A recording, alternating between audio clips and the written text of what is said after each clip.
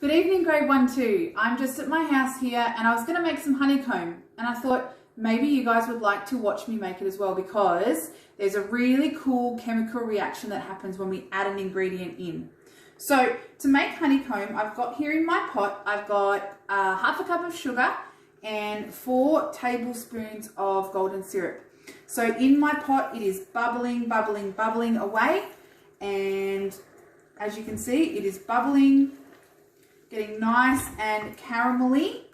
And then after we let this bubble for about 2 minutes, I'm going to take it over to the bench and add the special ingredient, and then you'll be able to see exactly what happens to make our honeycomb. So here I have my special ingredient, and it's called bicarb soda. Now I'm going to add this to my sugar mixture, and I want you to have a look at what happens.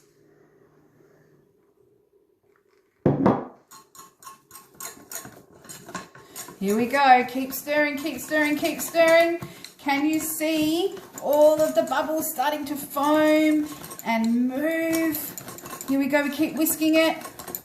It's all foamy and lovely. And then what we do is we put our tray